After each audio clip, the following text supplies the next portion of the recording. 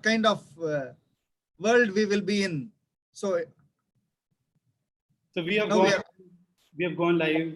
Yes. We are starting the session now, and we are also going live on YouTube. And this is being also live cast on YouTube, right? Right.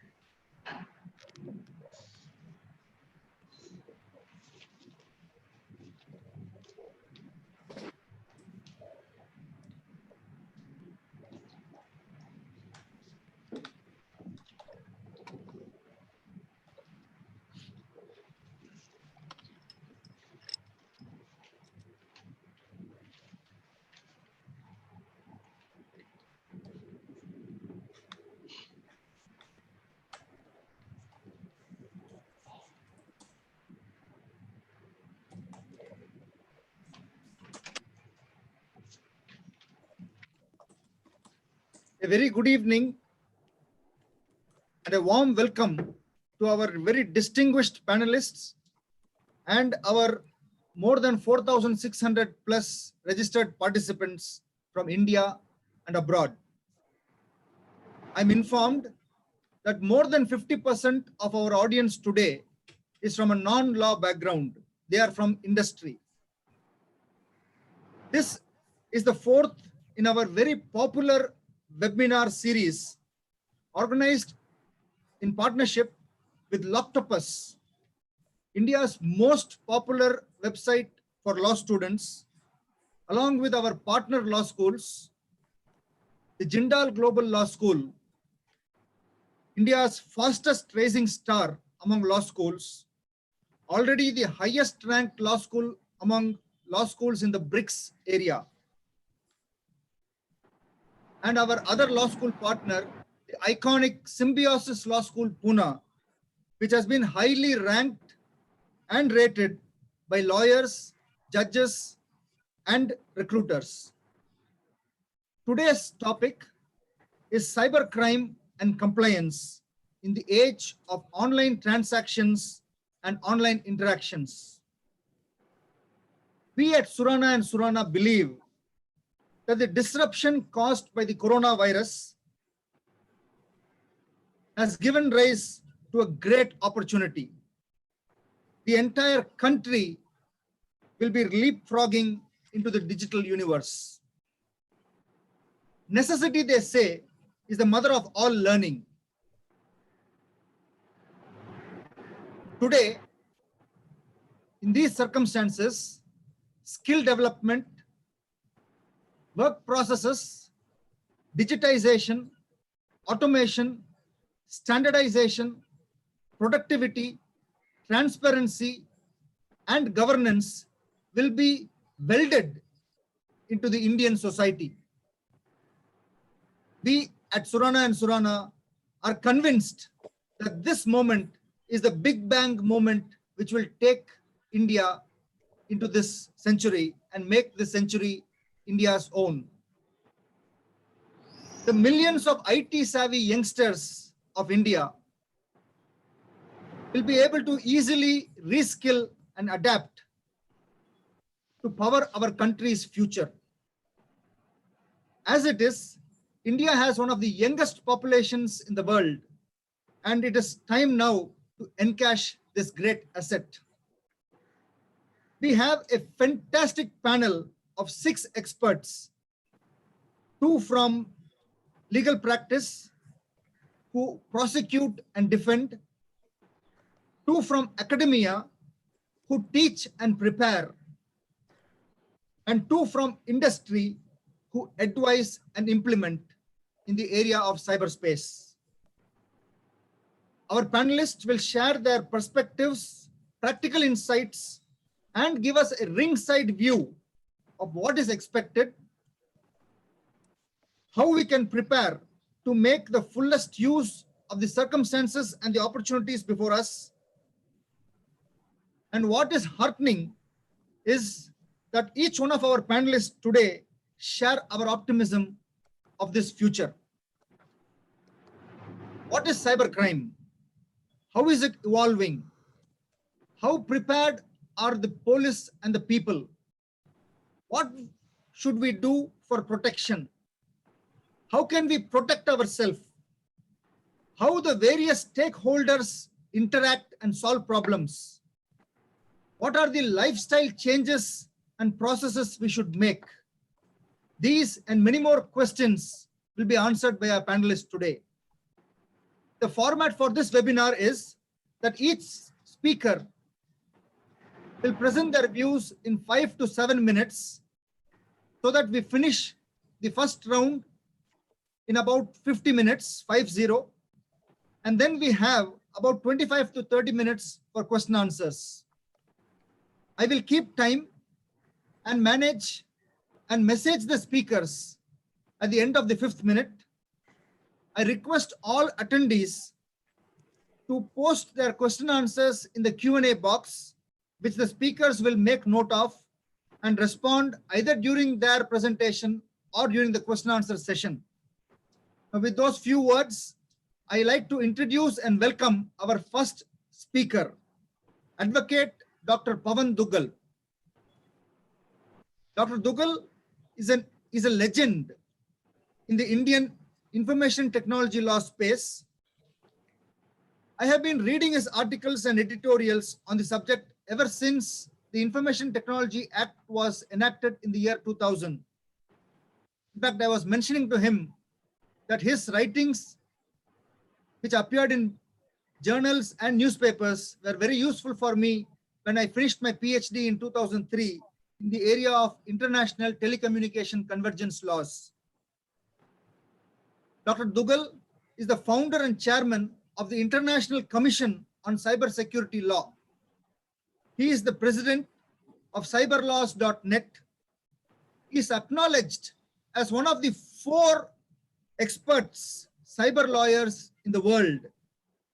His courses on Udemy have more than 12,600 students from 157 countries. He has spoken in over 2,000 conferences in the last 7 years, written 111 books on the subject. And by the way, he also has a great practice in the Supreme Court of India. With those few words, I request Dr. Pavan Duggal to share his views on the subject, cyber crimes and compliance in the age of online transactions and online interactions. Dr. Dugal. Thank you, Dr. Sunana, for your kind words. It's a pleasure to be at your forum. Time is short, so please stop me when my time is up. I thought I just wanted to share with you a particular, some thought process in terms of some slides. So I have now, I'm going to be sharing my screen, and hopefully we would be seeing something of what I thought could be of slight relevance to all of us as we go forward. So when we talk of cybercrime and compliance in the area of online, we have to quickly realize that coronavirus is a milestone game changer. We will always refer to periods before coronavirus as BC and after coronavirus as AC.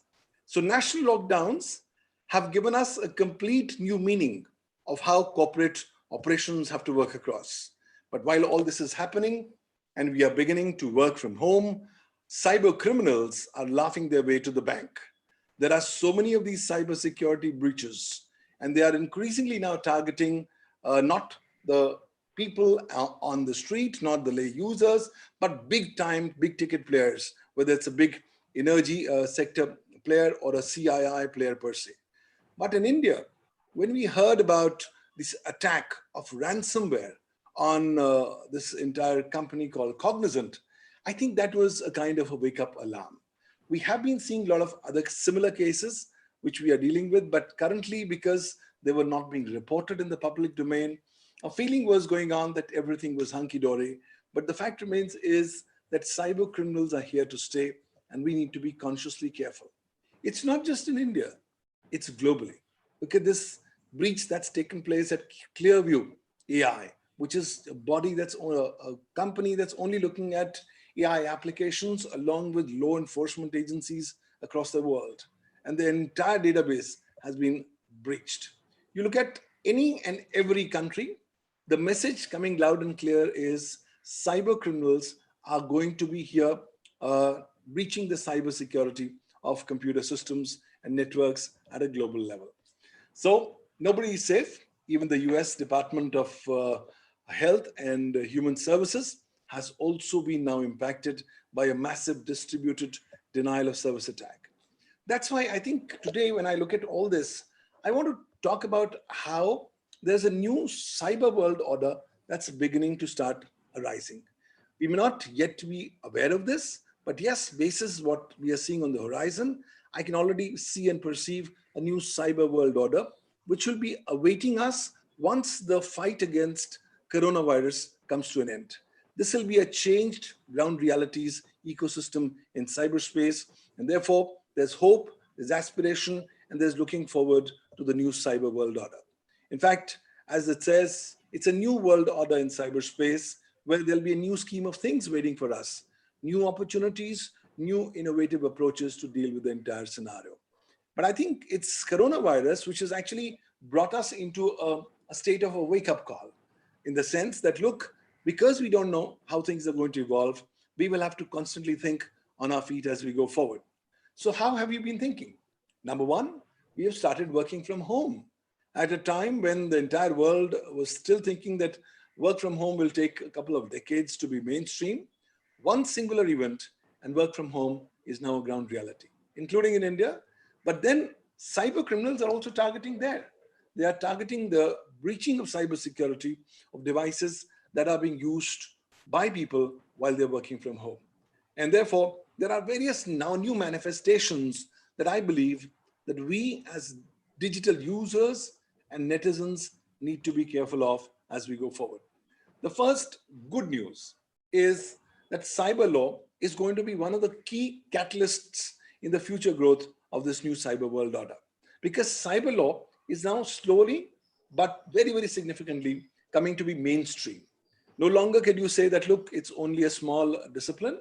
Today, every activity that any person is doing using computers, computer systems, computer networks, computer resources, or communication devices, as also data and information in the electronic form, is getting covered by cyber laws, including laws on cybercrime.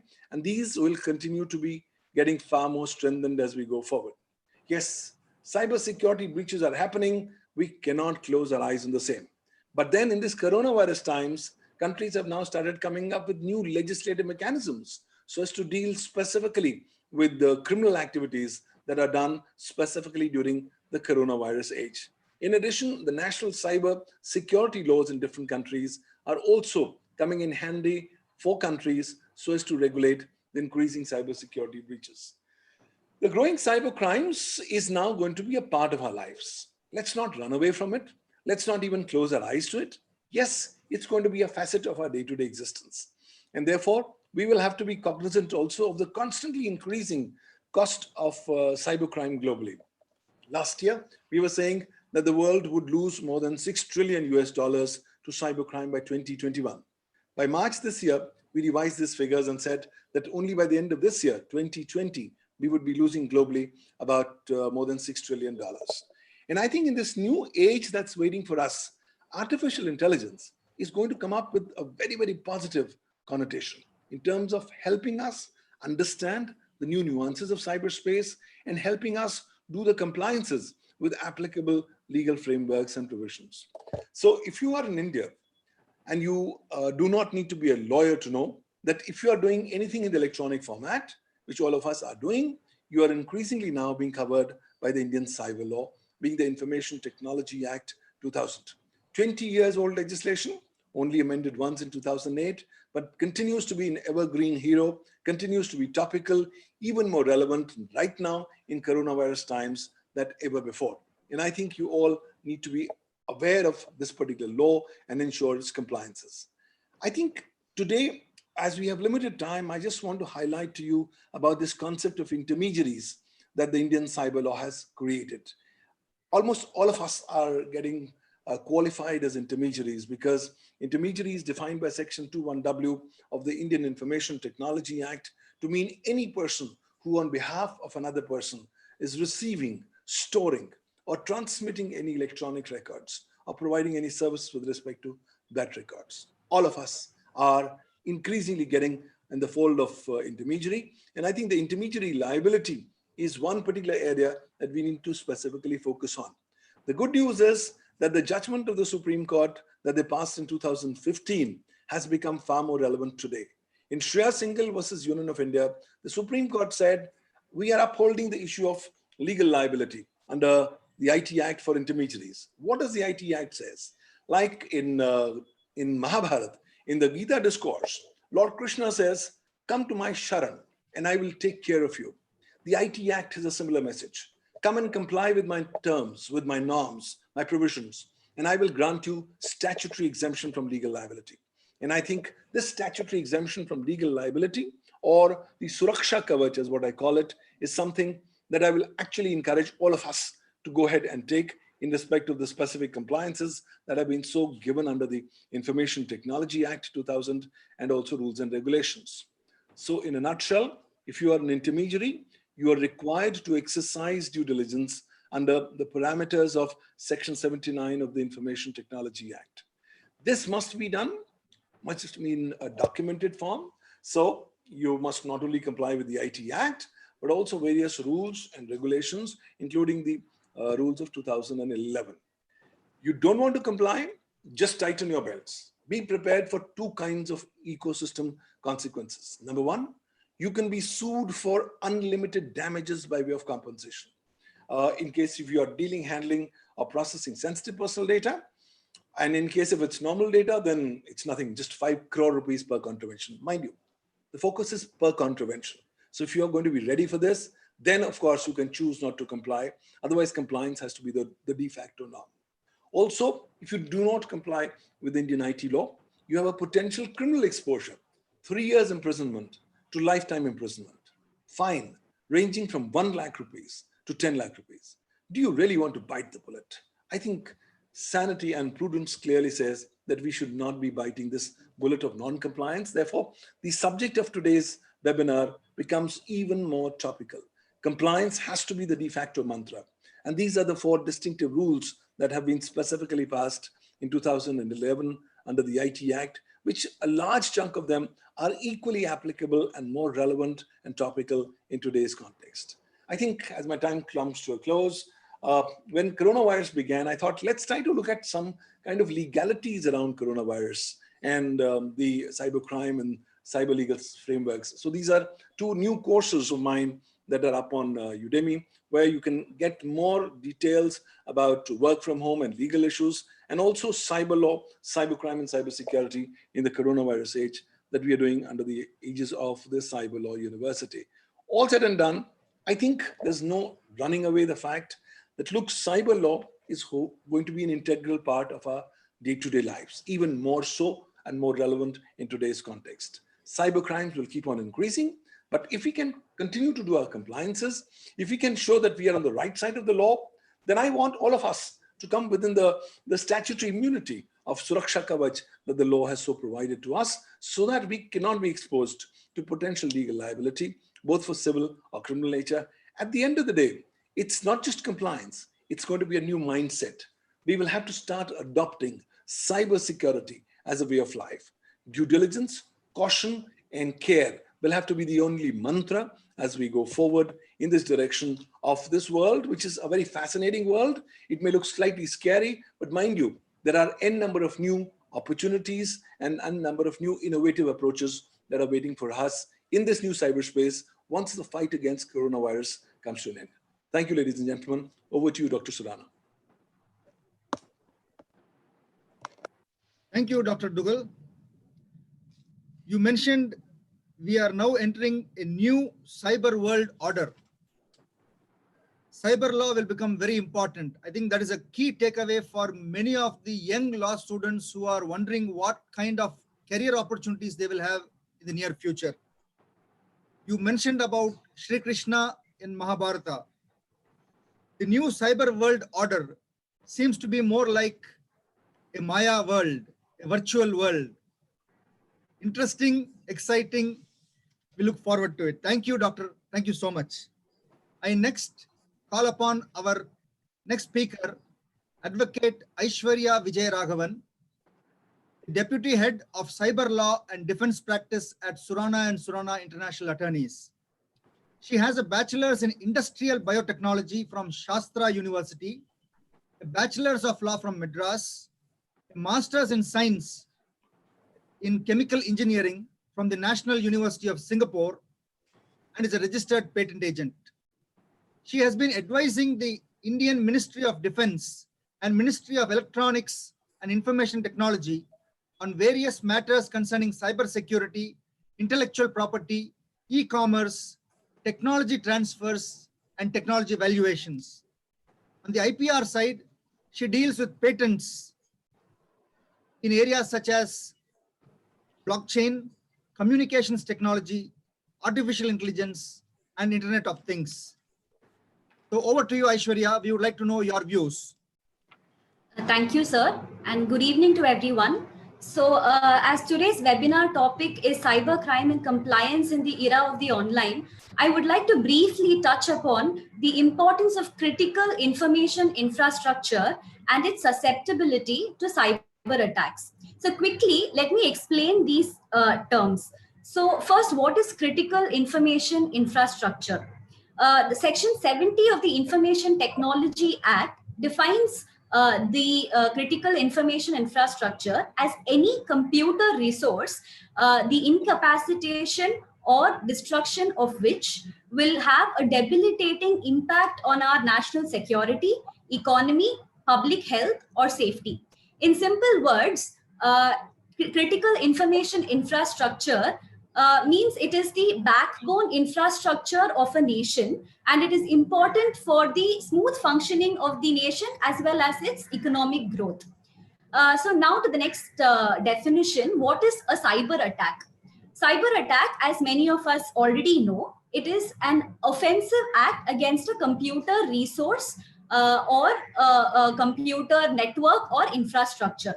So the big question now is, why is critical information infrastructure susceptible to cyber attacks? So like I already told you, critical information infrastructure is important for the smooth functioning of a nation and its economic growth. Now, critical information infrastructure. Okay, I just got a message that I need to be slow. Okay, since I have less time, I was a little quick. So critical information infrastructure, like I already told you, is important for the economic growth of a nation as well as its national security. So it is susceptible to attack because attackers want to basically disrupt your economy or the national security through economic turbulence, or by even threatening national security by threatening livelihood and lives. So let me give you some real life examples of cyber attacks on critical information infrastructure. So in 2013, it is believed that certain Iranian hackers, they got control of the floodgates of a dam in the US. So you can imagine, if you have the control over the floodgates in a dam, then you can not only cause economic haywire, but you can also threaten lives around the lives of people around the dam.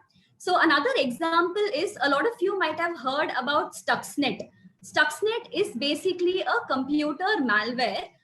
So what it does, a computer worm basically, sorry. So what it does is, it affects the programmable logic controllers of a device. So they used this to attack certain centrifuges in a lab in Iran. So this was not just a lab. This was the lab that was important for the Iranian nuclear program. And because these centrifuges were attacked, they caused a lot of damage. And because of the damage that was caused, the entire nuclear program of Iran was damaged. So you can now imagine how cyber attacks on critical information infrastructure is a very serious thing. So now, what is critical information infrastructure? Does it only pertain to the government?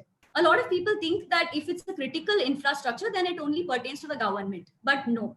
Under the Section 70A of the Information Technology Act, the government has established a body called the NCIIPC, National Critical Information Infrastructure Protection Center.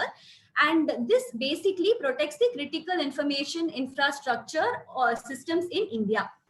So NCIIPC has identified certain critical sectors.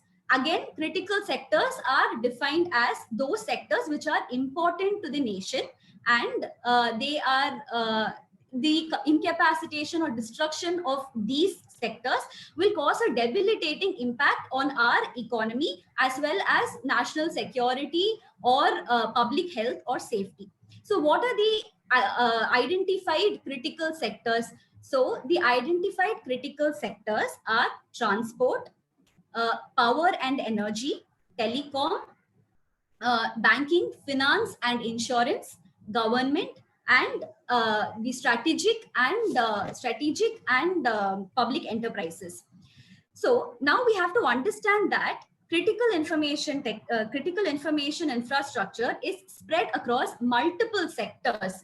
Okay, like what I said right now: power, finance, energy, etc., as well as domains such as the government, public sector undertakings, private entities, etc. So all of us, it is imperative that we have some responsibility towards protecting these critical information infrastructure, whether we belong to the government or we are a private entity. So because of this, the rules relating to NCIIPC mandates that the responsibility for protection of these the critical information infrastructure shall lie within the agency which is running the critical information infrastructure system. So now that we understand that even private entities have the responsibility to protect critical information infrastructure systems, what do we do? First thing is to identify critical processes that your company is running or operating, which has, and the as well as the computer resources that are required for running these critical processes. So once that is identified, and once that is identified, you know what your critical infrastructure is. So once that is identified, you will have to protect it. So how do we protect it? The NCIIPC has come out with guidelines that help us in protecting our critical information infrastructure. These guidelines are available on their website.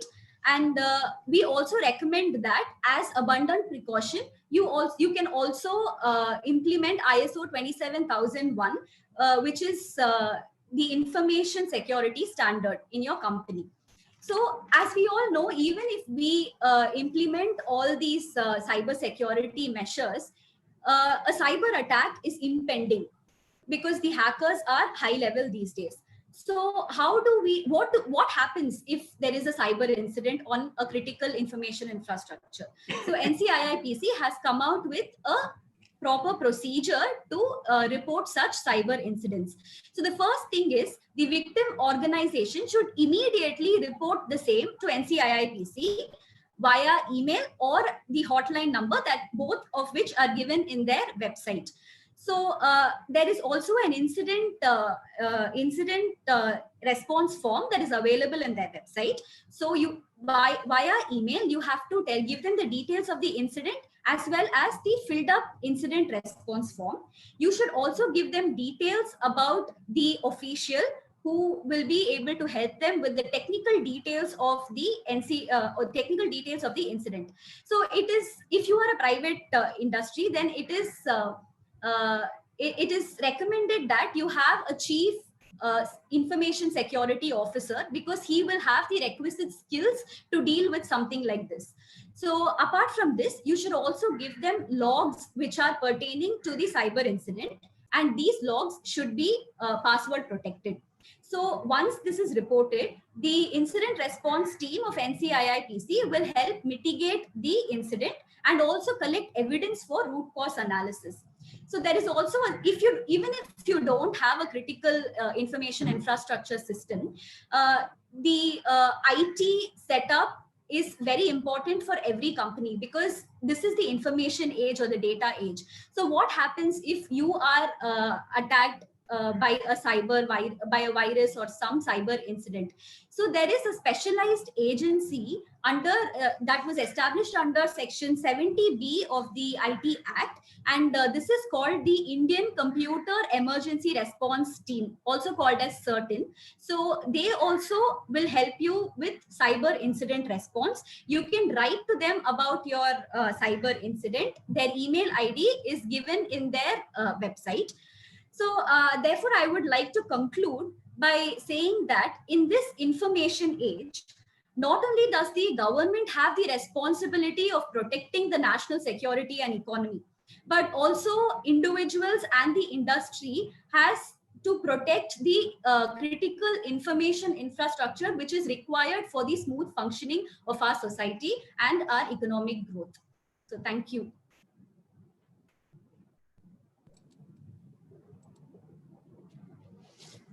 Thank you, Aishwarya. Yes, sir.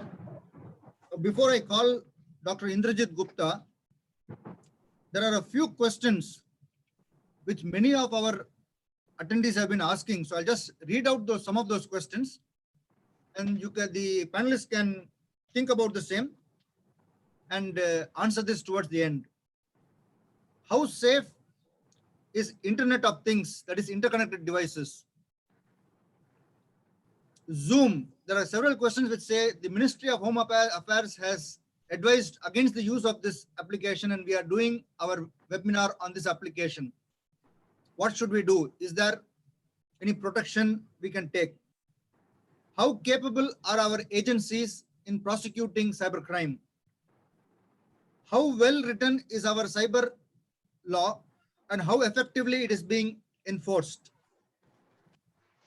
Jurisdiction, whether if complaint will lie in the place where the offense is committed, or it will lie in the victim's location.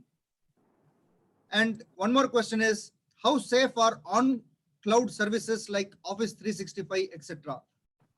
So while I leave those questions with the panelists to ponder over, I now call upon our next star speaker, Dr. Indranath Gupta, Professor and Dean of Research at the Jindal Global Law School, Sonipat. Dr. Gupta is also a senior fellow at the Jindal Institute of Behavioral Sciences. He is a part of the Jindal Initiative on Research in Intellectual Property and Competition. He is a part of the Center for Intellectual Property and Technology. He is a visiting research fellow at the Center of Excellence for Intellectual Property and Management at the Bournemouth University, UK. He teaches technology law and IPR law.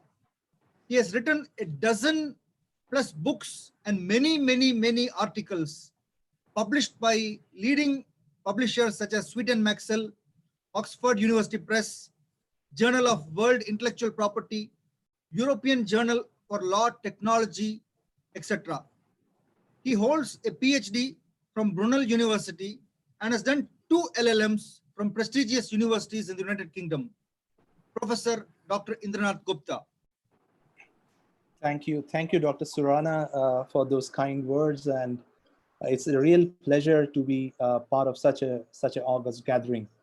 I'm really privileged to be, speaking this evening, and on a topic which is really close to my heart, something that I have been sort of reading and learning for a while now, and recently I've been sort of looking at the issue of intermediaries, as Dr. Dougal was pointing at in his talk. I think, my dear friends and attendees, I think the intermediaries would be something so very important in years to come. And we know for a fact that we are moving very fast to the digital economy. The fact that we are having this conversation today on Zoom, means that more and more reliance would be on digital platforms. And intermediaries, if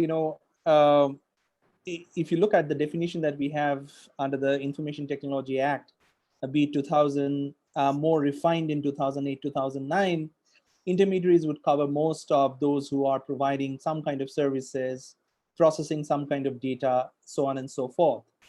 Now, since intermediaries are going to play a stellar role, and they are already playing a stellar role, we want to know, and this is what I'm sort of looking at, researching, and also teaching. We want to really know what kind of framework have we provided them, or to safeguard them from incurring any kind of liability. The reason being that it's a well-known fact that most of the people would go after the intermediaries because they are construed as having deep pockets. So a crime is happening, it's very difficult to track the actual criminal. As you would know, it's a cliche. It's difficult to nab a cyber criminal, but then you have an intermediary. It's difficult to track hold of a person who probably created some kind of IP infringement on some platform, and it's very difficult. The repercussion could be millions and millions of dollars lost, but then again, you can't find that person. What you would probably end up doing is to find that intermediary, which is easy to find. For that matter, if there is a trademark infringement that is happening online, so on and so forth. I mean, the list is long.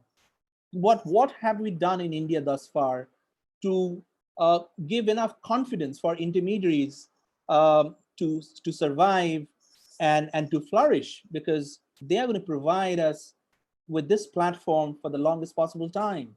You can imagine that what would have happened if we hadn't had Amazon or Big Basket or some other provider whom we can rely on to deliver our essential services. But what have we done for themselves?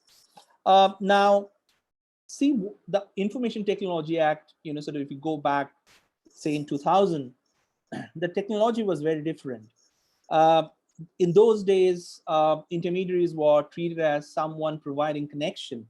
And therefore, there was a mention of network service providers, which essentially meant someone providing bandwidth or providing connection to other providers as well as to other users. But later on, as it was realized that intermediaries would not only provide just bandwidth or connectivity, but would do much more than anticipated. And there we see a definition, the change in definition in the 2008-2009. But we had to wait until 2011 to see the guidelines. And I must say the guidelines, as suggested under the Information Technology Act, were really quite good and clear, and really they were kept in mind, keeping what kind of change in the role that the intermediaries would be playing in future. But it's an unusual circumstance. We haven't had that many cases in India. I mean, of course we had cases, but not that many if you would compare, say, the European Union or the United States, for that matter. The Indian law borrow quite a bit, at least conceptually, from the United States, the Digital Millennium Copyright Act, not so much about the structure, but at least conceptually, and more of the e-commerce directive of the European Union, like of the 2000, and more recently of the DSM directive of 2019. Relying on all those frameworks, it's interesting to see that what India probably came up with. Having the guidelines also suggested that intermediaries probably have to work within certain framework. Well, if you look at, I'm specifically talking about IP infringement. If you're looking at any, say, the first sort of guidelines coming out of the Delhi High Court judgment about copyright infringement, there was some kind of guideline as to what the intermediary should be following. There it was held that there is no reason for intermediary to proactively monitor their network. But of course, that was a copyright infringement case.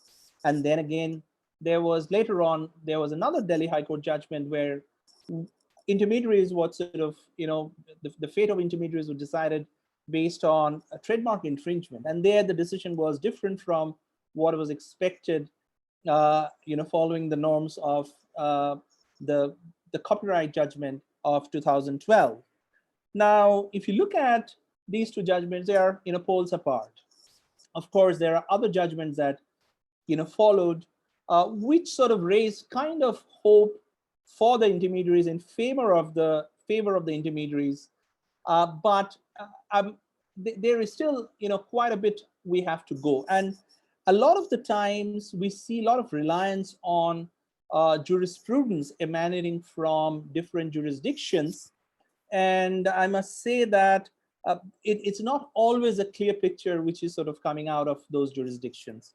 And in fact, those jurisdictions are themselves kind of trying to understand the norm of behavioral expectancies from intermediaries in the online world and in the digital world.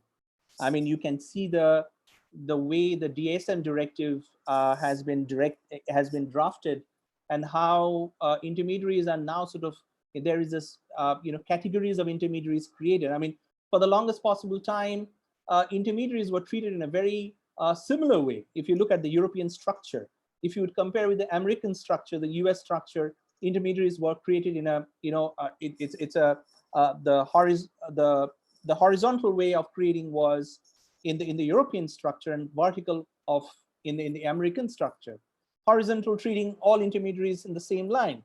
But then as time progressed, we see that the change is happening in the European Union, and more of vertical approach, and more of categorization of intermediaries, more of giving responsibilities based on the kind of work they are doing. Now in India as well, we see, if you look at the draft guidelines and sort of court cases coming up, it seems that India is, kind of following the European structure, but India is sort of at the cusp of, moving on from one structure to another structure. India really didn't have that much of jurisprudence, just to understand that where things are.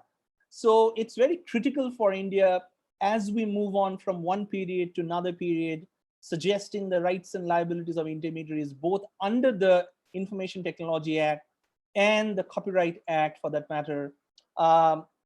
We have to ensure that there are enough safeguards available for intermediaries to flourish, while assigning clear mandated guidelines for intermediary to work within. I think it is quite important to give that clarity for them to create an environment where they can work peacefully. I go back to the decision of 1995, the Netcom, famous Netcom judgment, where the judge said that, if you want to have this framework of internet flourishing, you cannot, absolutely give all kind of responsibility to intermediaries. And this was in 1995. You can imagine that sort of, gave rise to, all kinds of DMCA cases and so on and so forth. And the decision was essentially meant to clear off the path, the obstacles for that probably would have blocked the economy and blocked the flourishing business. And 20 years have now gone by, and we have seen over years intermediaries have different expectations.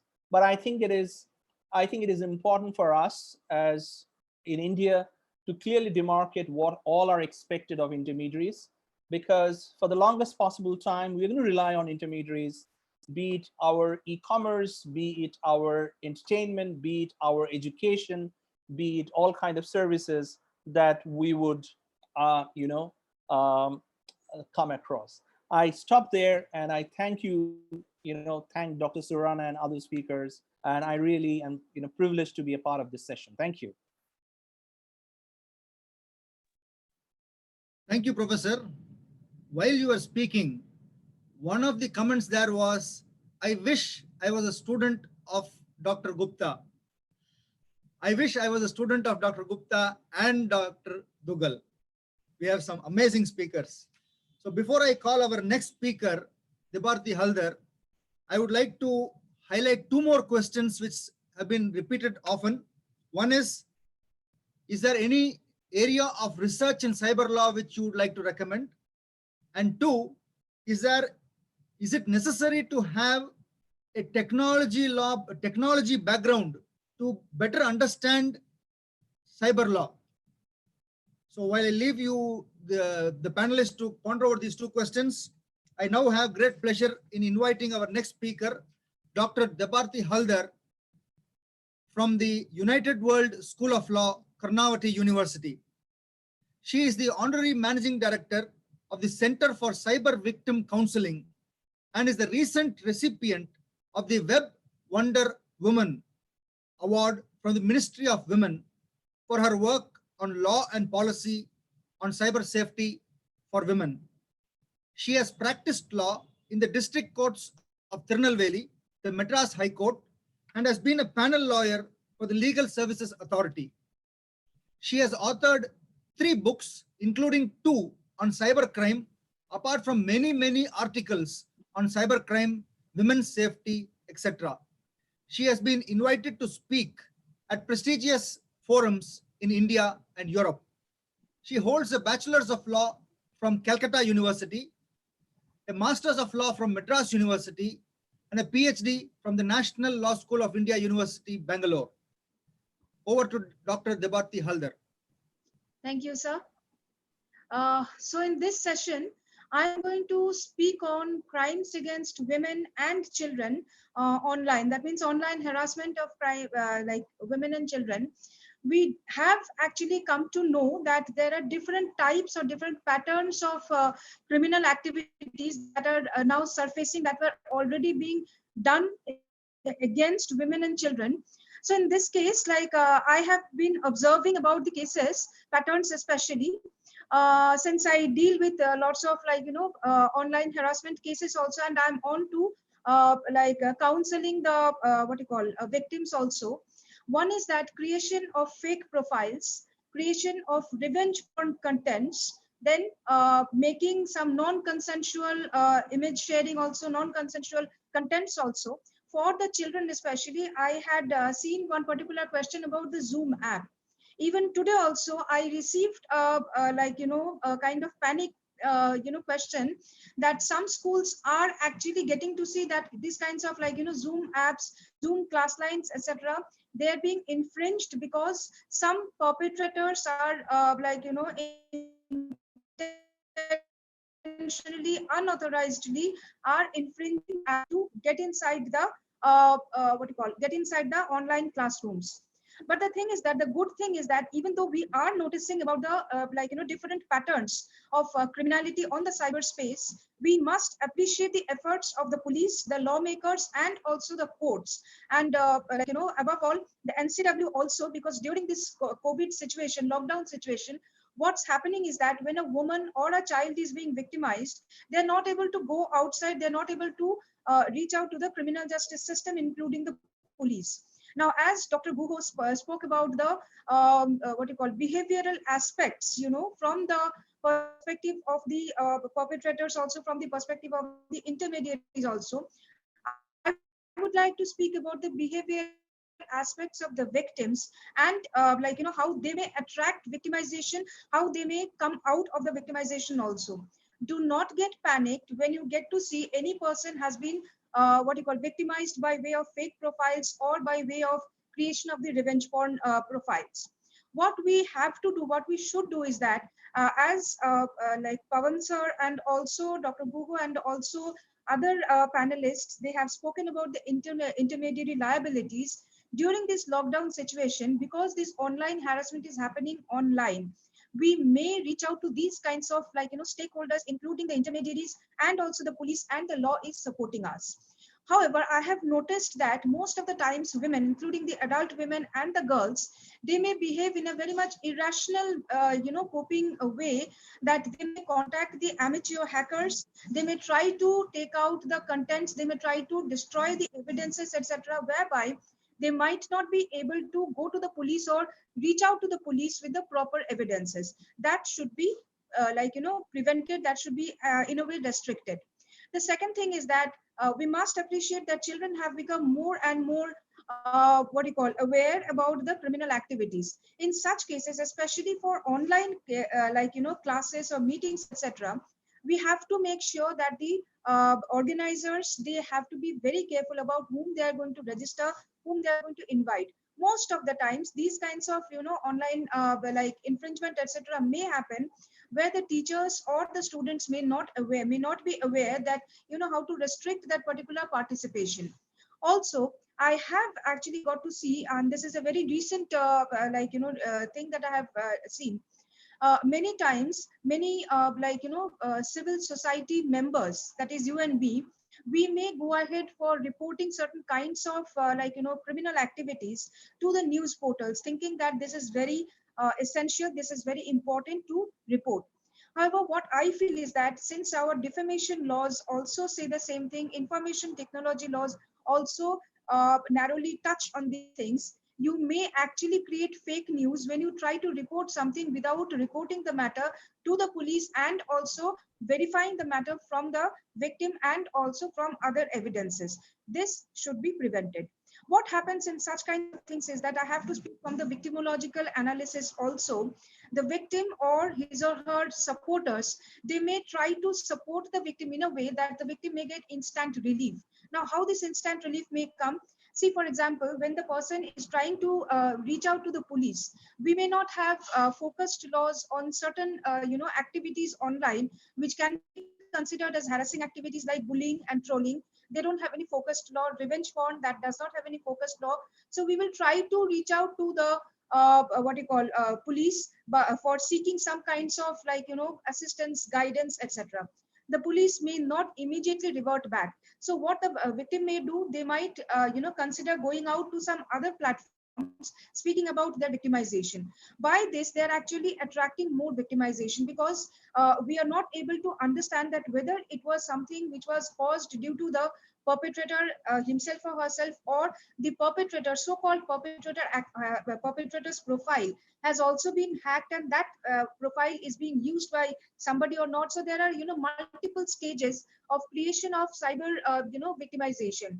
So in such case, I feel that the victims, especially, I mean, I would have to speak from the the cyber victimological perspective also. The victim must also be counseled. My suggestion in such cases is that when a particular person, especially women or the child, they have come across any kind of victimization, they must be encouraged to report the matter to the police.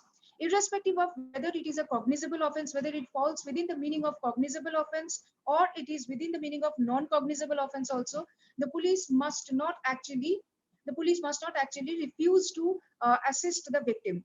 Now, we have seen very recently, I have seen in Gujarat, because I am now residing in Gujarat. There was such a online infringement for online classes, etc., where it was related to Nirma University, and the participant immediately contacted the NCW. Now, that is called something which is a positive step. NCW immediately took the matter, and then the investigation started. We may not expect that the police or the criminal justice system may start investigation, etc., or may register the crimes very soon or immediately. But still then, if the women or the children, because like the Cyber Law, the Information Technology Act, the CRPC also, and the IPC, coupled with CRPC and the IT Act provisions, they all say that it is the police who must be providing assistance to the victims. So my suggestion is that once a person has been victimized, they should not go to some kinds of irrational coping things, but they should come to the proper platform, proper web platform, etc., and they can go ahead for reporting the crime and reporting the victimization also. I think this should be taken up, and also as Pawan sir and other speakers had already told, intermediary due diligence, that should not be actually considered as a suspended thing during the COVID. So intermediaries must also come up, to web platforms also must also come up to respond to the takedown notices, etc. And because Section 79 very clearly mentions about this, I think if these things can be followed, and also the police and other frontline professionals like professors, law professors, practitioners, and then the courts, the magistrates, etc., they come forward, I believe that the escalation of the harassment, especially against women and children, can be prevented and can be restricted. So I stop here, and thank you so much for giving me this opportunity, inviting me here. Thank you so much. Thank you, Dr. Haldar. You covered a lot of things. There is certainly a underreporting of crimes by many of the cyber victims. One of the questions which has come up is, how can we increase awareness and protection of women and children? Think about it. We will come back to you for an answer during the Q&A session. Now I look forward to welcoming our next speaker, Mr. Lakshmi Chandran Ashok, Managing Director of FutureNet Technologies. He is a level 7 technocrat with 27 years of experience in strategy, counseling, designing, and implementing high security, high availability information technology infrastructure. He has vast experience in building data centers, virtual and physical infrastructure, disaster planning and management, etc.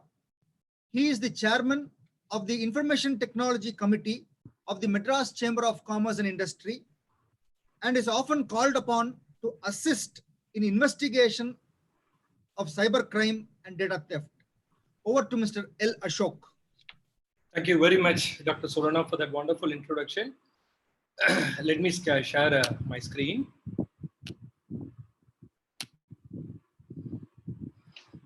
Good evening to all of you.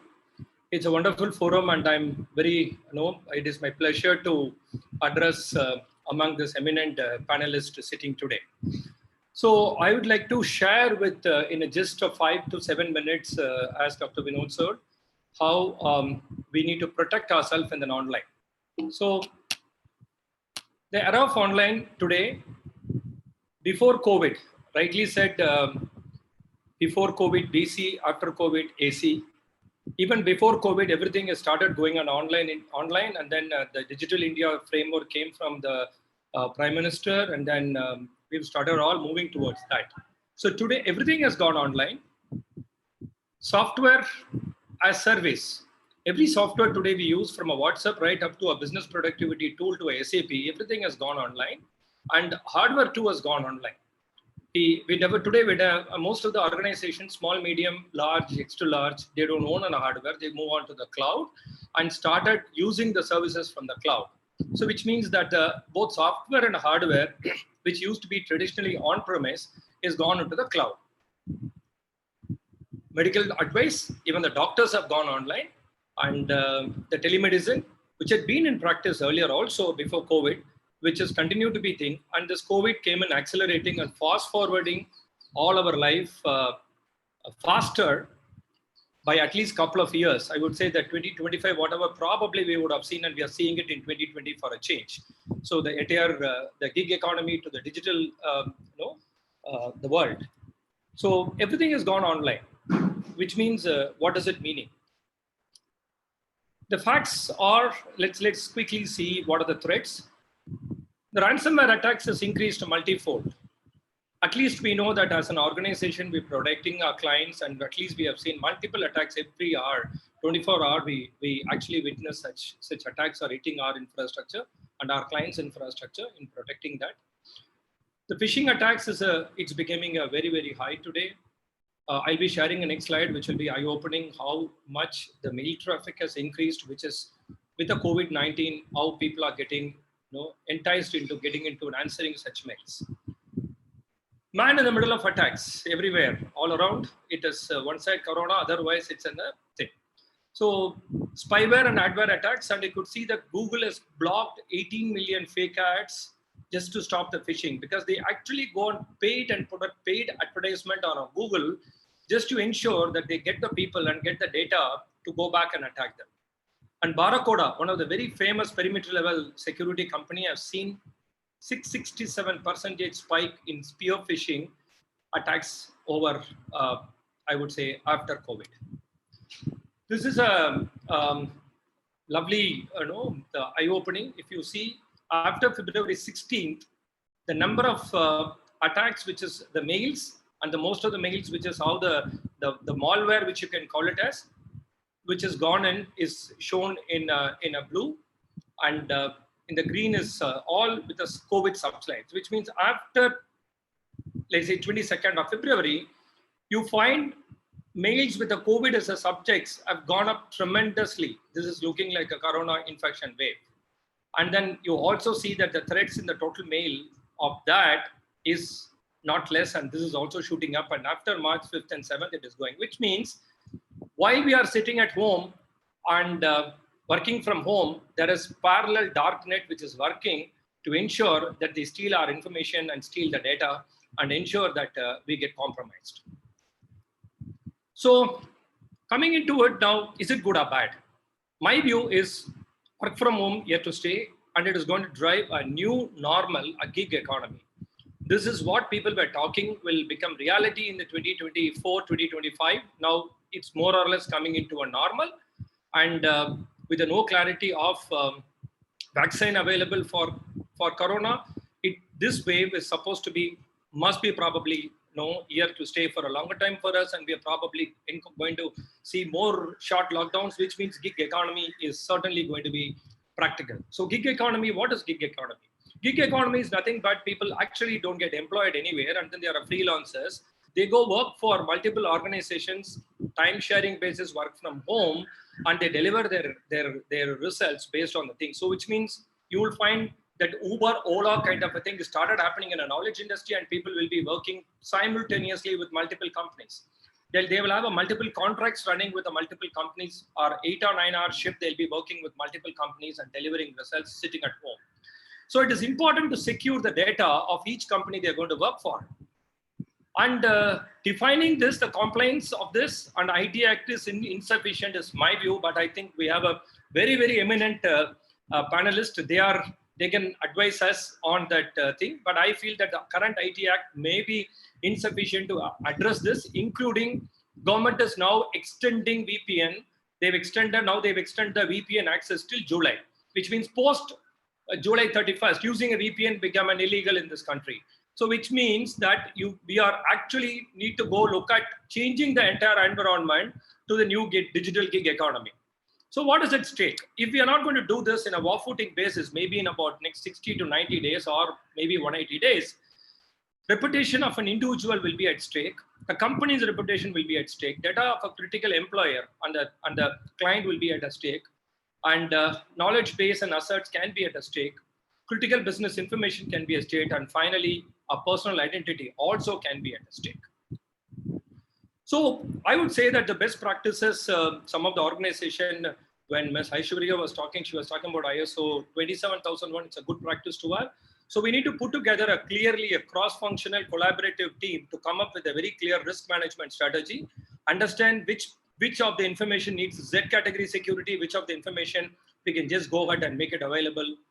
Even if it goes, it doesn't matter. Monitoring and filtering is very, very crucial, which is, I would say that the CERT is doing a fantastic job as a nation today, but I think it's much more. And I think in the recent past, it's good to see that the Ministry of Home Affairs coming up with saying the Zoom is not safe, which probably have not happened in the past. So they have got a fantastic monitoring, but that is not enough. Every organization have to have a monitoring mechanism and a filtering mechanism working around the clock. And beyond one level, data is going to be killing us. So there has to be a robust and artificial intelligence coming in, interpreting this, extracting only the key information so that we can act on it. Building a trust is very, very important. We need to work with a very, very trusted partners. Beyond all this, that matters, because we need to ensure that we work on up with the partners across the thing who known for keeping the information secure. They got basically come with the value systems and they stood by the values over a period of time. Right? Those are very important. In the personal security as an individual, we must invest in a personal security such as home firewalls. Most of the homes today, we may not have the firewall. So it's important that we need to invest in a good firewall so that we are able to secure our internet access and we can actually prevent ourselves and the companies we are working from such threats.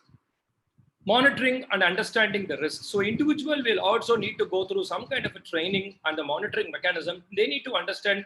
I mean, I would say there is a two category of, I would say people. One is they are, cybercrime illiterate and cybercrime literate.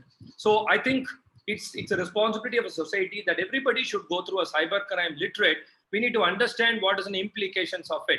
We keep saying that the posting a message in a WhatsApp group means that we can get arrested. So what is the meaning of it? What are we as a citizen, we need to be responsible for in managing these information and the gadgets. So I think the cybercrime literacy is going to be playing a role. It's not only for the law students, but also for the general public and a workforce. It's very, very important. Building a knowledge base is very important as a country, as a society. We need to build a good amount of a knowledge base from a trusted source and then publish it to people. I'm sure that it is there, but I think specifically not more than a one page, a do it yourself or no, this is something which is a basic you need to know. This is a need of an hour. So in conclusion, one, I've got a five-point formula, which probably I believe in. One is work from home is going to be the new normal, whether we like it or not. Two, strategies required to provide a secure access from the work from home users.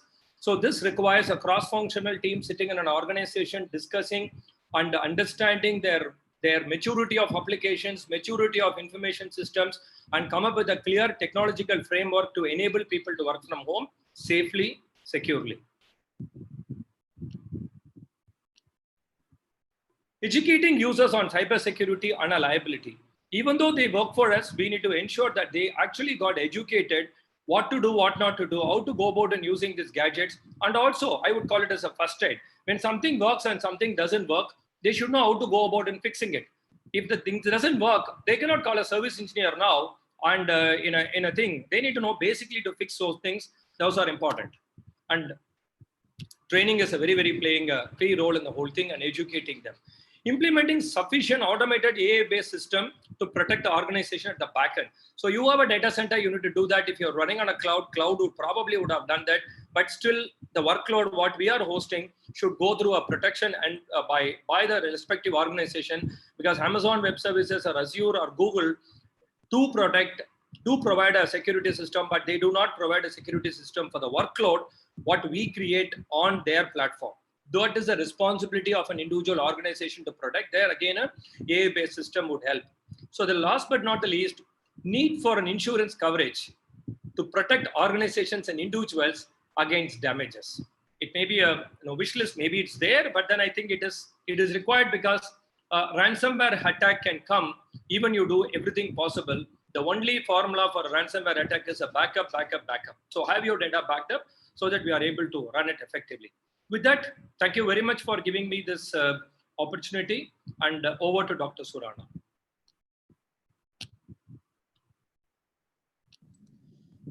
Thank you, Mr. Ashok. You covered a lot of ground, practical industry perspective. Thank you very much.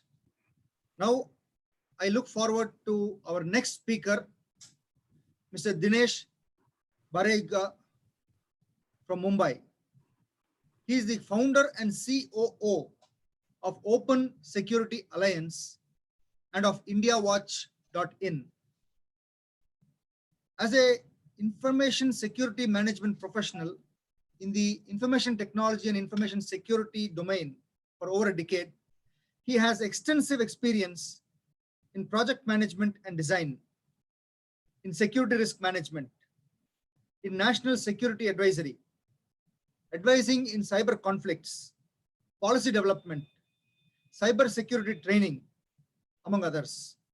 He adds tremendous techno-commercial value to assignments which he undertakes.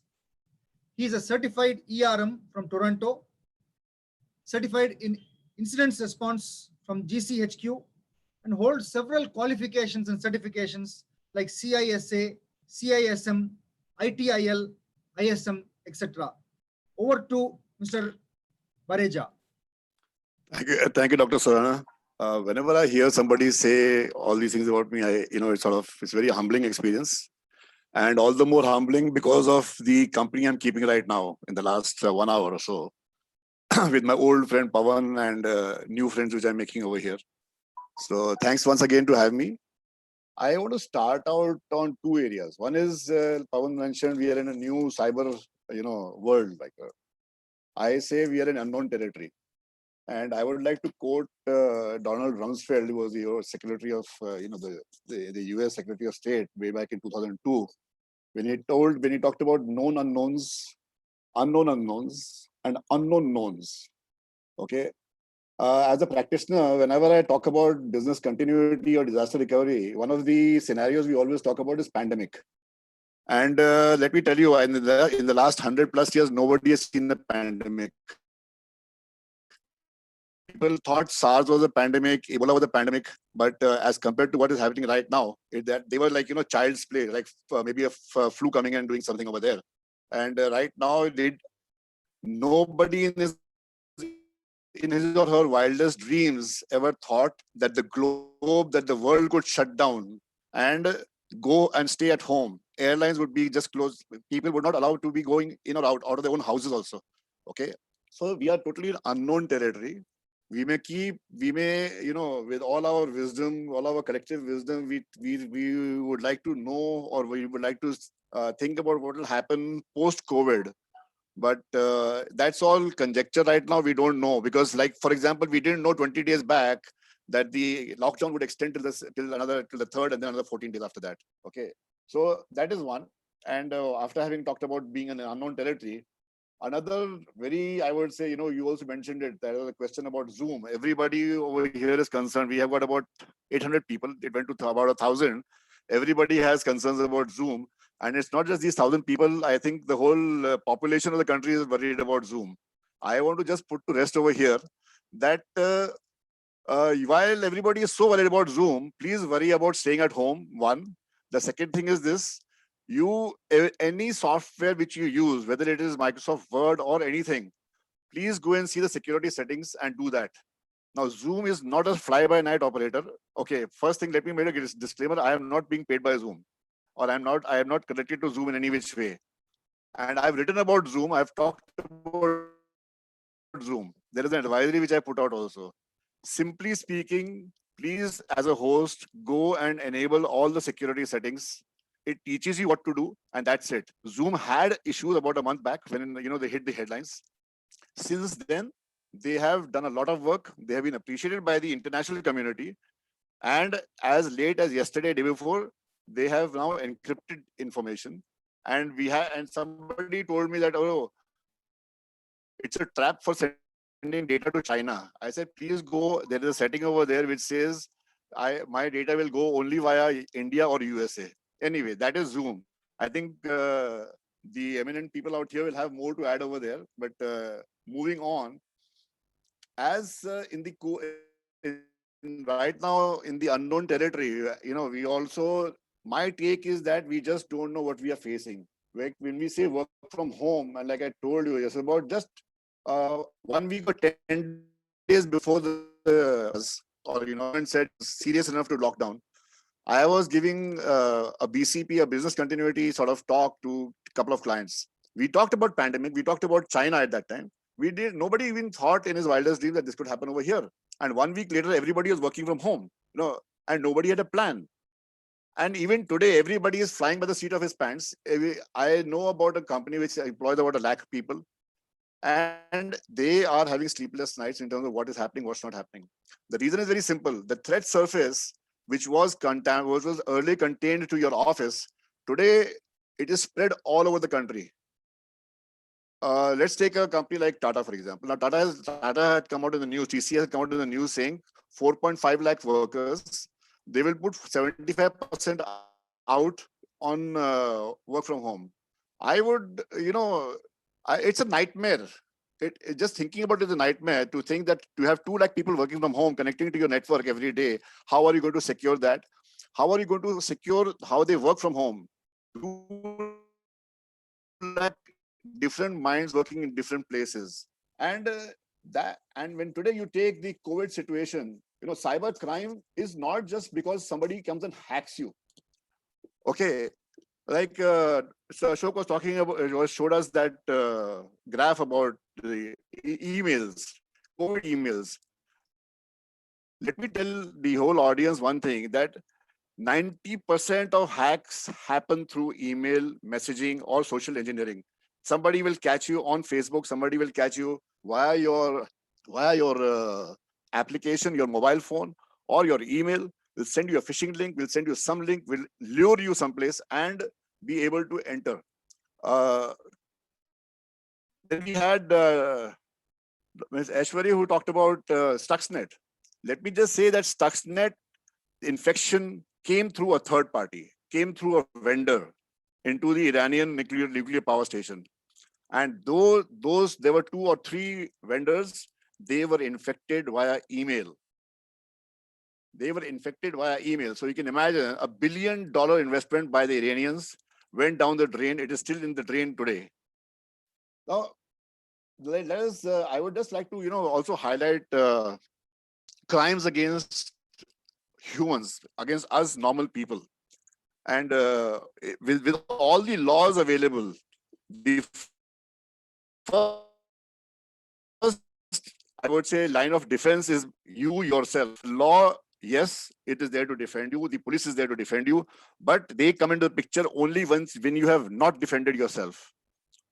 And your defense, personal defense comes through common sense. There are a number of, I would say, crimes which have, really, one is like, for example, people like, because it's because people are right now, feeling vulnerable. You're sitting at home, you don't have work, you may not have a job also, you have a salary cut, and life looks very bleak. In that period of time, what happens? Somebody sends you a mail which says that I see that your password is so-and-so, and I have seen you doing, dirty things on the internet. I'm going to expose it to your family and to your friends. Otherwise, you pay me so much rupees or whatever. You get conned by that. There are, somebody talked about Google, what do you call it? Being conned on Google. Now, again, somebody is hunting for liquor. You can't get liquor. You go on to Google, you try to find where you can get liquor from, and you get a phone number. What do? You make a phone call. Sir, you have booze? Yes, I have booze. How much did it cost? $2,000. Okay, here's your Paytm number. Please send me the booze. Okay, he's coming in 5 minutes, sir. Your money is gone. Your booze doesn't come to you in as long as you live. And that is not just booze. I personally nearly got conned by a medical store. So I'm calling a medical store from Google, and that guy says yes. I find something very fishy in the way he's speaking to me. Okay, And in this period of time, you will get phone calls, you will get calls from people, who are telling you about your account being locked down, about something going wrong. So these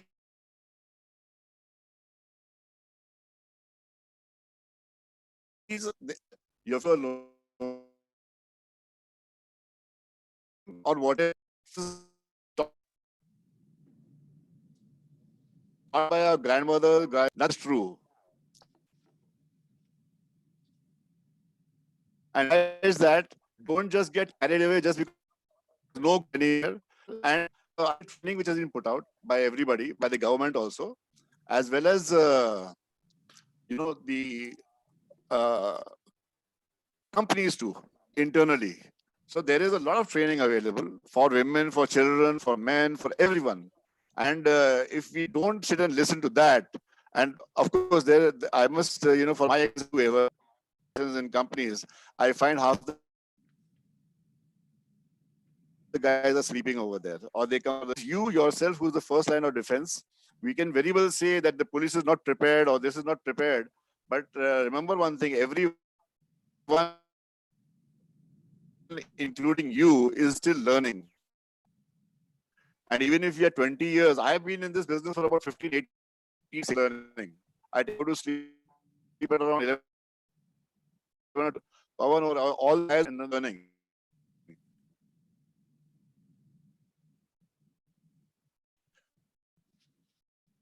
So let us not let us it's very good to say in bad time or whatever. Now every one of us. The second question: what have you? There are which is, and if we are not taking advantage of that, then there is the fault lies with us itself. So, like of defense is you yourself. The fault would be with you yourself, but this is an opportunity, and the next 14 days now the government good with that. Let us in terms of itself also concerned, understand what we need to do.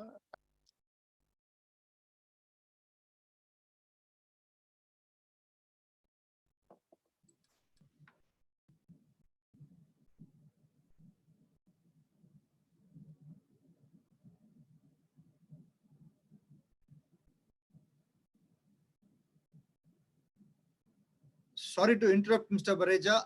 I think we have lost your audio. So we will come back to you for a few concluding remarks. And in the meantime, I will post some of the questions to our honorable distinguished panelists. Our participants are very excited to have such a fantastic panel, very informative. We want a repeat. We want to hear the audience again, some of the comments. So my first question is prevention better than cure? Is it possible to avoid the virtual world? How can we safeguard against online impersonation, things like that? Dr. Dugal, you have to unmute. Thank you. I just begin by saying, look, there's nothing known as absolute security. You will have to go and jump into the water without getting the fear of getting wet. So if you're coming to cyberspace, you will have to take this on your stride. You can't say, look, in today's world, I'll be off to the Himalayas and I would not use the internet. Internet is your lifeline. It's a catalyst for growth and other prospects. So please go ahead. Try to be as safe as possible.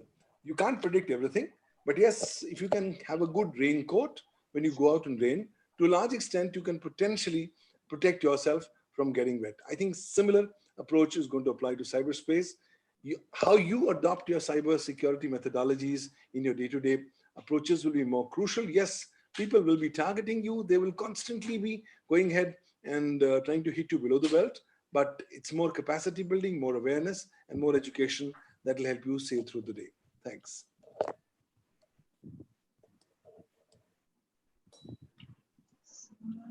Sir, you're on mute. Dr. Vinod, you're on mute. Yeah. I have a question for both our academicians. Is it important to have a technology background to understand and practice cyber law? Okay, would Dr. Guho reply, or I may reply? Diparthi, take a shot, then we will go to Dr. Gupta. Sure. Okay. See, if you want to practice or if you want to learn cyber law, it is necessary that you know the basics of information communication technology and digital communication technology also. And later onwards, you may have the understanding of the cyber technology also. But I would not say that, to have the understanding of cyber law, you should come with a computer science background. It's not actually necessary until and unless you have the basic understanding, because in many cases we do get to see that persons are coming from computer science background, then they make a khichdi of the law and technology. So it is better that you come with a basic understanding, learn the law, and then again go back to the understanding of the technology, and then you can go ahead for a practitioner's role also, or if you want to go for judiciary also, that's also fine. Because what I understand from my perspective is that if you want to join the police services or if you want to join the legal services, it is necessary that you know about the information communication technology, IPR, and also how the cyber crimes are, like, how the web portals, web pages, or the devices, etc., are being used for creating the criminal activities. So this is my answer. Now I think Dr. Guho can also show his or share his opinion. Thank you, Dr. Haldar. I think there are a few things that Dr. Surana was saying about IoTs and sort of research, and sort of whether someone would like to have some kind of background in technology. I think whether we like it or not, we have to understand, cyberspace in an interdisciplinary manner.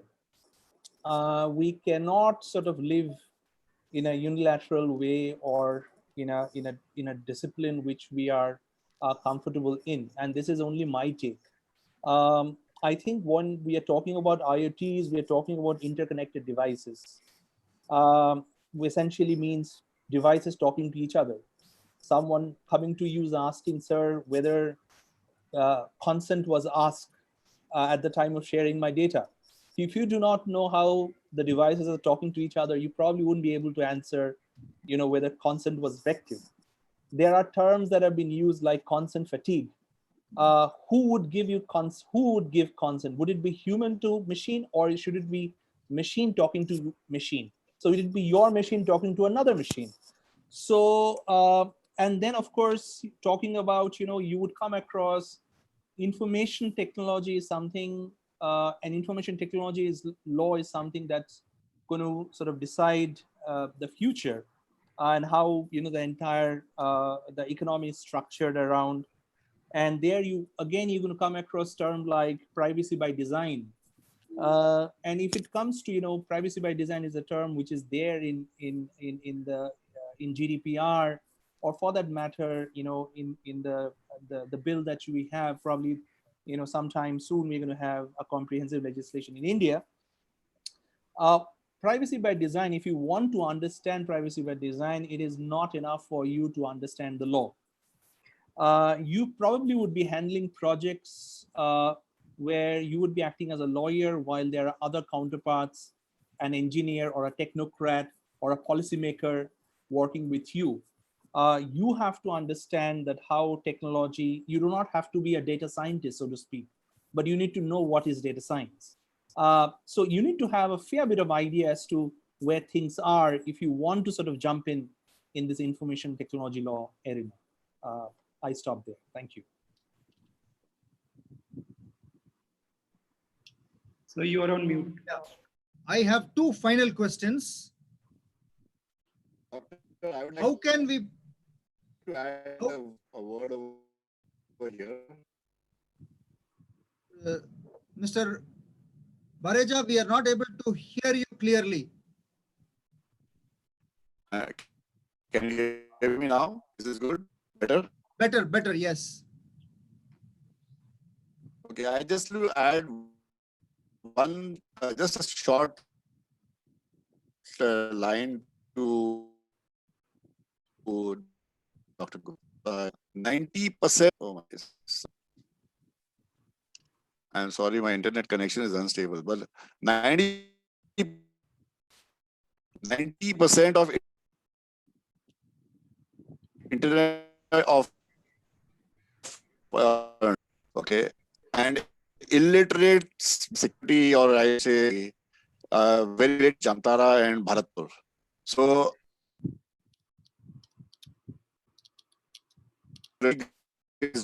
so the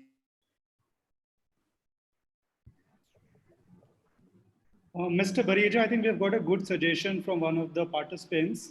people who are doing.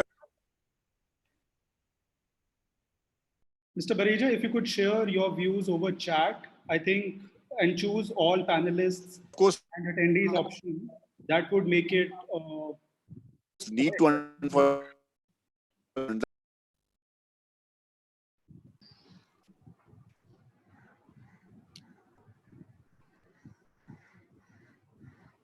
One question for all the panelists. How can we prove liability and culpability of intermediaries? For example, in the medical field, they gave an example of a company called Practo. How can we prove the liability and culpability of such intermediaries? I think we can definitely prove the liability. The beauty about the IT Act is that you make the allegations against intermediary. And once you do that, then the onus is going to shift on the intermediary. The intermediary has to show that it had exercised all due diligence to prevent the commission of any offense. The intermediary has to show that it did not conspire or abet in the commission of any offense. The intermediary has to show that it has complied with the various rules and regulations under the IT Act, apart from other documented due diligence. So I think when you want to start in the medical field, now with telemedicine being made more legalized in the country after 25th of March 2020, I think we are opening up a new Pandora's box of new litigation. Most of these service providers are going to be potentially litigated against. And mind you, though the Supreme Court on 15th of March has said that all video conferencing proceedings are legal and valid in courts of law, by deduction and natural implication, it can be said that all video conferencing in the country would be legal. Having said that, the fundamental issue that people are forgetting is that they are not today capturing the relevant, incriminating electronic evidence in the manner that's required under the Information Technology Act 2000, as also under the Indian Penal Code, in case if they want to either sue someone within the medical field or otherwise, or in case if they want to defend themselves from being sued tomorrow in their capacity as intermediary. So in case if you are able to focus on the relevant incriminating electronic evidence, producing and proving it in accordance with 65B of the Evidence Act, and of course retaining it under Section 7 of the Information Technology Act, that could be a good starting point. But yes, today it's a pretty green field for the medical space. Most of these medical service providers are saying, look, we are going to now fly, and most of them are completely oblivious of what their obligations are under the IT Act. That's why I see a huge boom of litigation post the end of coronavirus, where almost anybody and everybody could potentially either be suing or be sued in the context of their lack of obligations or other statutory performances of duties under the law. Thanks.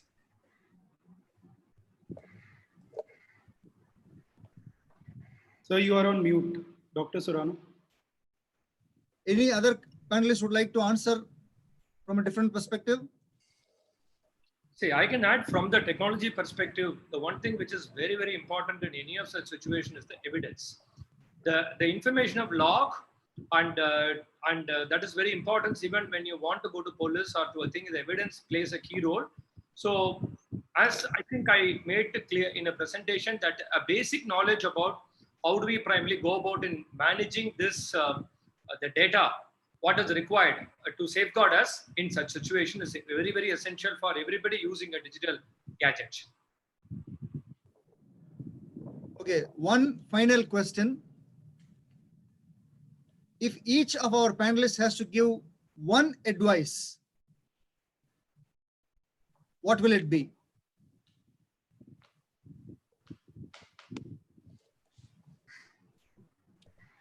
Let me begin by saying, do not worry about cyberspace. It will be an integral part of our lives. Just don't have any reservations. Go ahead and embrace it. Consider it's a wild, wild west of cybercrime and cybersecurity breaches. Try to protect as much as you can and then hope for the best. I still believe there are far more positives on the internet and cyberspace than all the negatives put together. So be careful, be duly diligent, and be cautious, and adopt cybersecurity as a way of life. Thanks. So to add to, sorry, go ahead, Aishwarya. no, sorry, you go ahead. Go ahead, sir. From the technology perspective, I can say that ensure that all your operating system and your devices are updated latest. Because like while we are working here and these people are working around the clock to secure us, so there will be a lot of patch updates coming on your operating system, patch update coming on your application from the vendor. So you will keep appearing, don't ignore it. Do every possible patch update because they are the response to probably what they have seen, the cyber attacks, some other part of the world, which will to protect us. So ensure that your machine is properly patched and updated up to date. Stay home, stay safe. So to Yes, add Aishwarya. to what Dr. Duggal said, I would say that it is important that we are aware of our rights and aware of what to do, because cyber threat is imminent, sir, whether you're an individual or a company, because this is the information age, everything is digital, so it is imminent. So you have to know what to do. In fact, I have myself been a victim of cybercrime. So you have to know what you have to do if you are a victim. Who should you approach? There should be some awareness. You cannot just sit and not know what to be done, because I have been in that situation when I was in college. So awareness is the key. So try to update yourself of what to do in case you have become a victim. Either you might be a company or you might be an individual. So you have to know what to do next. So I think awareness is the key, sir. Dr. Gupta. Thank you, Dr. Swarna. I think, let me use this analogy. We have found ourselves a new home. And when we move from one home to another home, there are apprehensions, but still we'll figure out the nooks and crannies and the roads and the neighborhood and find ourselves a safe space. I stop there. Thank you. Dr. Halde, you'd like to say something? Yes, to all the participants and also to the persons who are getting to see us on YouTube also, my suggestion would be do not take up any irrational coping mechanism, like, do not contact anybody who is not going to give you any positive result. Because if I have seen, and all the eminent panelists will also agree with me, that if any person contacts the hacker rather than going to the police, the hacker may actually save all the data, etc., and may keep on going on doing the blackmailing, etc., with the victim. So it's a kind of re-victimization. So as Dr. Gupta also said the same thing, and the previous panelists also said, I would also rather say that be aware about your rights. Do understand that you are not supposed to take up any irrational kind of coping mechanism. And also, as Pawan sir said, we have to be safe. We have to be we have to create our own indigenous understanding about how to reach out to our friends, our relatives, etc., and also the intermediary also, to protect ourselves, to protect our data. I think that's what I can say. Mr. Bareja, would you like to say something? If my voice holds. Or maybe So you I could... just have one word. I said common sense. I just said common sense. I've said it on the chat box also. And people don't use common sense when they're doing anything. So that is the only thing. Thank you very much, sir. When we came into this program, there were a lot of apprehensions. And apprehensions come out of ignorance. After this program, after hearing our distinguished panelists, we go back with greater faith, greater confidence of entering this new world, entering the new cyber world order. Thank you very much to each one of our panelists. It was a star performance. The entire team came in and hit every ball to the boundary. It was a fantastic performance. Thank you very much, panelists. Very grateful from Surana and Surana. Thank you very much. Thank you. Thank you. Thank you very much. Thank you. Thanks a lot. Good evening. Bye. Very good.